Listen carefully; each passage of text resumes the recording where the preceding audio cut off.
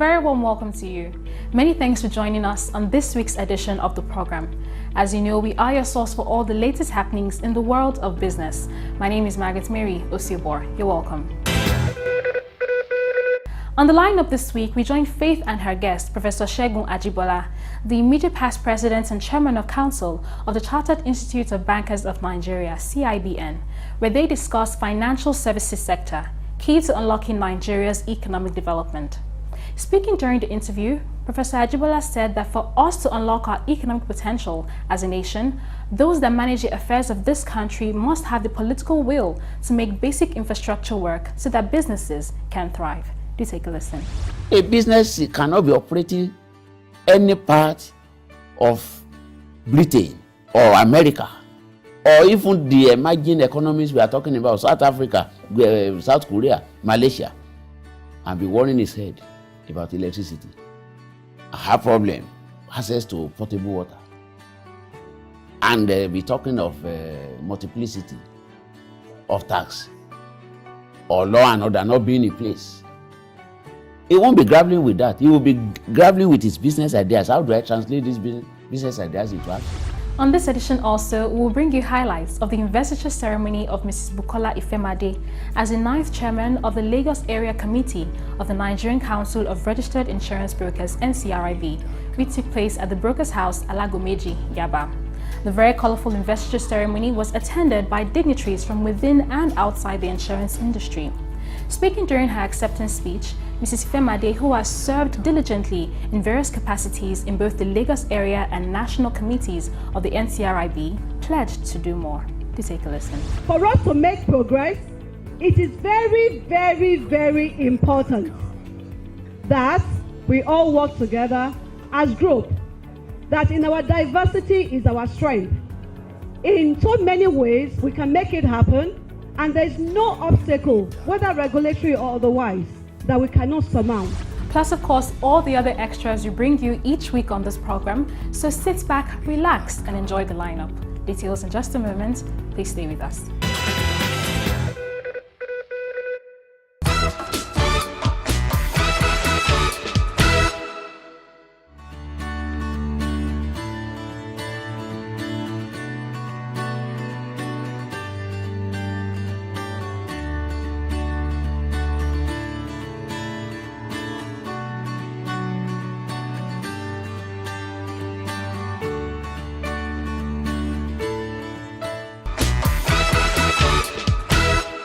Now we've seen there's a lot of changes globally driven by fintech.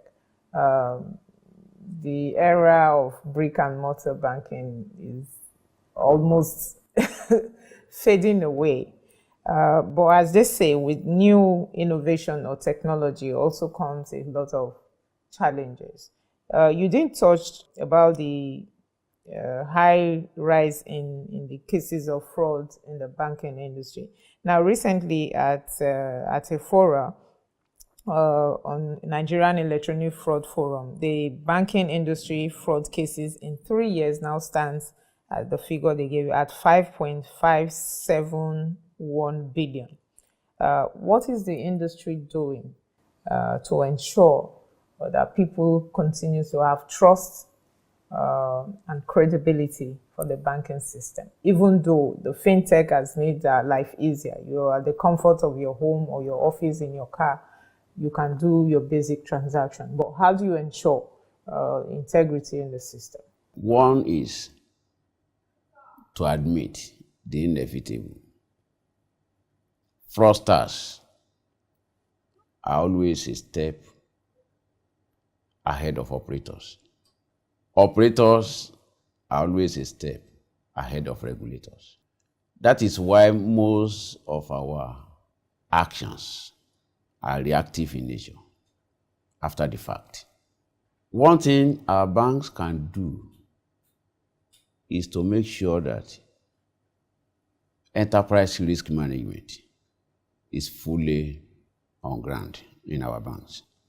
And that was the subject of my valedictory lecture, Enterprise Risk Management and Nigerian Banks. Enterprise risk management will introduce and police control mechanisms in our banks. High tech comes with high troubles. No doubt. So we must admit that. So it's how to nip those troubles in the bud. That is the challenge before us. Even people's risk is a major risk in our banks today, or has always been a major risk. So you need to know who and who will be in charge of what in the banks, so as not to compromise the integrity of the system. Then we should continue to be members and embrace institutions and agencies on crime control, on money laundering, and cooperate with even the security operatives to help reduce cyber crimes in our environment. If we can mount more training programs as operators, as regulators, we will put people in the know as to what to do. Then we have the software and the instruments to do them. Then the will and the character to also not compromise. Then engaging and cooperating with institutions and agencies, both locally and abroad, to arrest cases of fraud even before they happen. Okay, I think we will have gone a step far. Okay, Prof. Oftentimes, what we also find in the banking industry, and it's part of what somebody said at this forum, it's that banks, they tend to see themselves as competitors rather than cooperating when it comes to issue of data sharing and data protection. I don't know. I just want your thoughts on that. Yeah, that observation used to be right. But very recently, under the aegis of the body of bank CEOs, which is a committee of the council, which was very active under my presidency of the institute, and which I believe will continue to be active, cooperation is now being entrenched among our operators. It has come to the open that there are things you need to do together. Even infrastructure sharing, not the only data sharing. Go Broad Street to Marina, why should everybody mount a mask here and there? Whereas one mask can serve 3-4 bank head offices. So, and I think we are getting there. We are now seeing banks coming together to fight common causes under the aegis of the bank body of bank CEOs. We now see banks discussing even the issue of fintech. Banks are now coming to see what they can do collectively to deepen financial inclusion by providing mobile banking services to the masses of our people, contributing money to common cause to provide these services. So it's changing because change, you could be a victor or a victim under change. If you sit down watching changes to happen, you end up being a victim of change. But if you cause change to happen, you become a victor. So banks are coming together to cause certain changes to happen. And an outstanding example is that mobile banking services, where they have come together. And we had some series of meetings, even with the regulators, even as far as presidency, to agree certain things. What and what banks should do collectively to deepen financial inclusion in this environment. So the issue of competition is giving way to cooperation now. That the kind of fierce competition we used to see, hit and run kind of competition, is fading away gradually. Okay, now, Prof, how we are seeing 10 years from now, the pace at which technology is moving is being pushed at us. Not just fintech, in fact, globally and in every facet of our life, technology is changing, is redefining business globally. But bringing it home to fintech, how ready would you say the CIBN, or how strategically positioned would you say the institute is to train the workforce of the banking industry of the future? We did quite a lot during my presidency in the area of fintech. We, as of today, we have an MOU with a fintech body in Nigeria on an annual basis to run fintech conference. We are looking at, and today, the institute is looking at how to cooperate with other international institutions and agencies on fintech, because we can't do otherwise. Now artificial intelligence is coming, taking over some banking services. Robotic technology on artificial intelligence is there. Even international payment system is changing fast. Talking of bitcoins, cryptocurrency, and other forms of payment without training. And when I started my banking career as a trainer in Financial Institutions Training Center over 3 decades back, and we used to have a slogan then: if you don't train them, don't blame them. So training is inevitable. And the CIBN, through its regular training modules, through its cooperation with other international and local training institutions, through its thought-led arm, Center for Financial Studies, is training is carrying a lot, and that is what comes under capacity building, which is the first statutory mandate of the institute. So a lot is happening, and I believe a lot will continue to happen in the area of training and capacity building, even certification in this kind of area, fintech and other related. They are part of the statutory responsibilities of CIBN. Okay, Prof, with the pace at which technology is going, you talked about artificial intelligence, robotics, and all of that. Do you fear that there will be a time that humans will be out of job in the financial services industry? Humans are already getting out of job. They are already getting out of job. And it's likely to be worse. That's the truth of the matter. It's likely to be worse.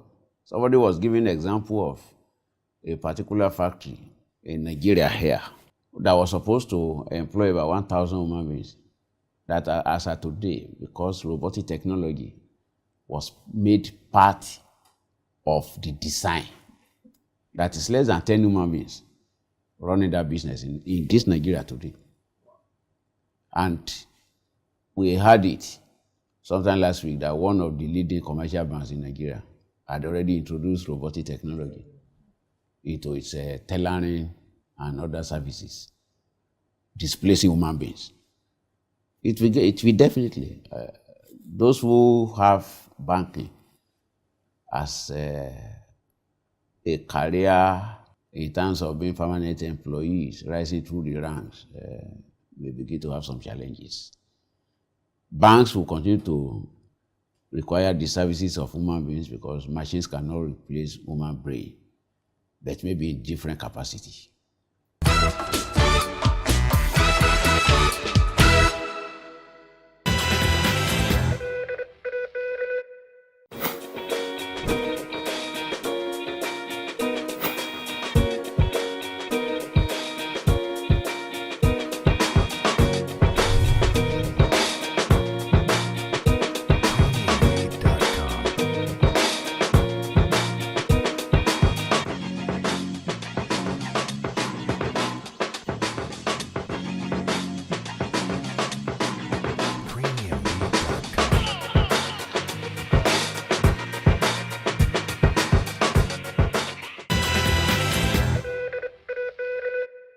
All right, welcome back. Moving on now, we'll bring you highlights of the investiture ceremony of Mrs. Bukola Ifemade as the ninth chairman of the Lagos Area Committee of the NCRIB.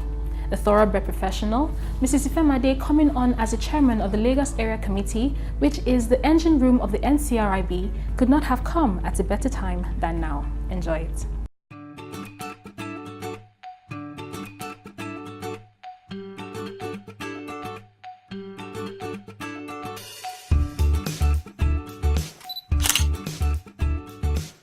The Nigerian Council of Registered Insurance Brokers, NCRIB, is the umbrella association of all registered insurance brokers in Nigeria. The NCRIB is made up of various committees nationwide. Of all the committees of the NCRIB, the Lagos area is the most vibrant chapter.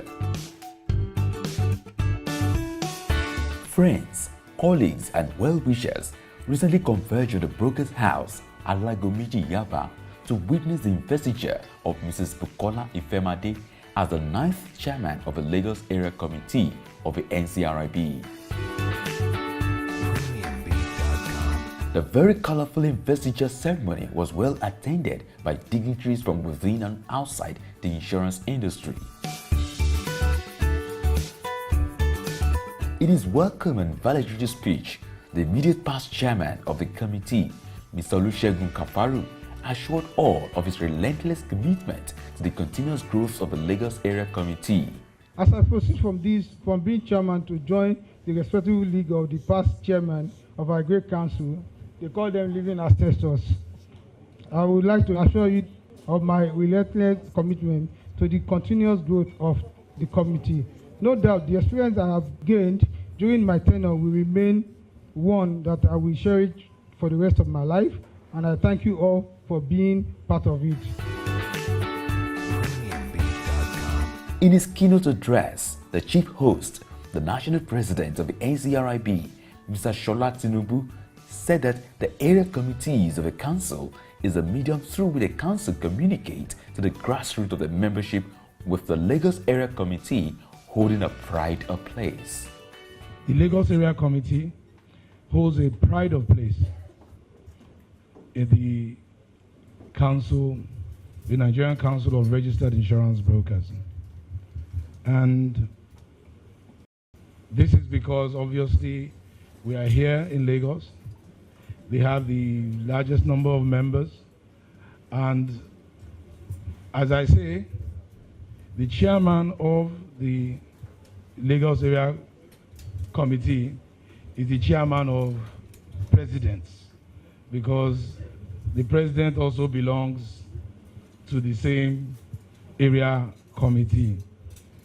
If they don't sign our letters at the end of the day, our license is hooked.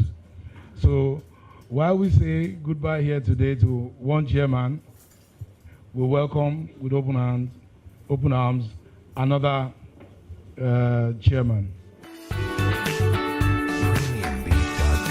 In his brief remarks, the special guest of honor, His Royal Majesty Oba Adedotun Aremu Gbadebo III, CFR, the Alake of Egbaland, said that he is confident that Mrs. Ifemade will do well in office. I congratulate you. I am confident that by the time you leave office,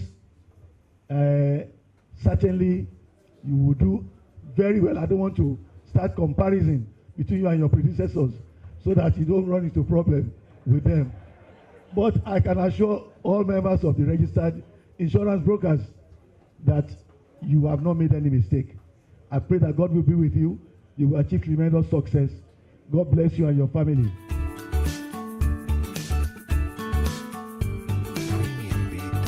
Delivering the investiture lecture entitled Insurance Brokers, Necessity for National Growth, the guest speaker, Mr. Gbenja Oyebode, SAN, MFR, Chairman Aluko and Oyebode, noted that technology holds the next wave of the future of insurance. The next wave, the future, is all around technology.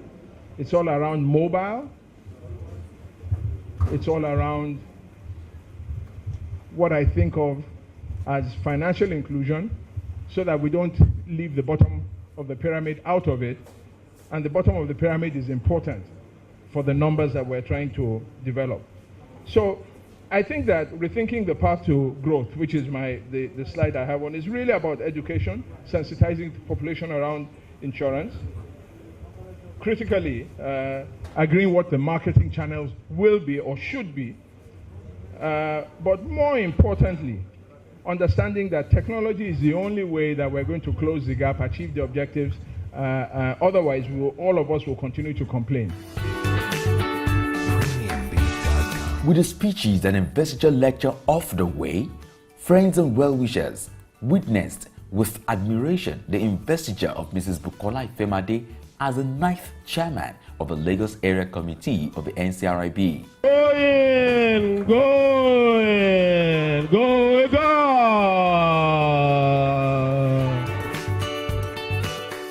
Coming.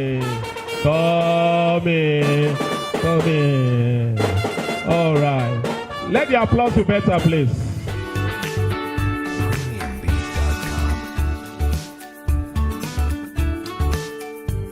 Mrs. Ifemade started her insurance career with Industrial and General Insurance in 1992. In her inaugural speech, Mrs. Ifemade pledged to complement the efforts of the National Council through business development of members. In the coming months, this current executive, with the confidence being reposed in me to lead our committee, the Lagos Area Committee, we shall be taking critical look, obtaining and implementing solutions and programs that will aid stability and growth of the business of each and every member of Lagos Area Committee to be healthy, so we can all collectively play the role of the strong link of growth within the insurance industry. While our national leaders, being led by our President, Mr. Tinubu, in the Council are breaking new grounds in collaboration with various players in the industry towards building a formidable industry, we at Lagos Area Committee, we shall be complementing their efforts by building up members' businesses, that is a broken practice. In specific terms, the new executive will be focusing on capacity building through business training workshops and business clinics, mentoring and hand-holding, network meetings, and we shall also be looking at the possibility of exchange programs with relevant professional and corporate entities shall be kept in view for learning and for exposure.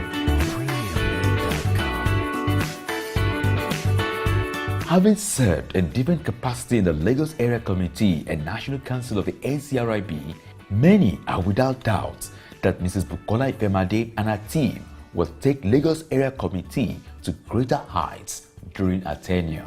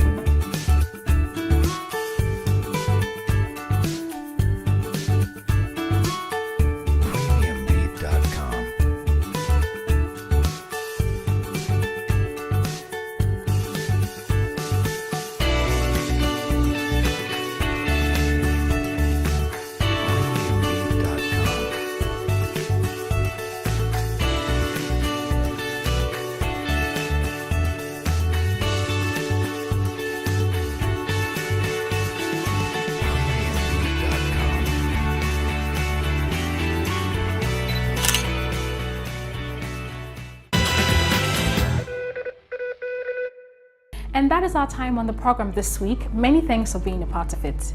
Do keep a date with us next week, same time, same station for a fresh package.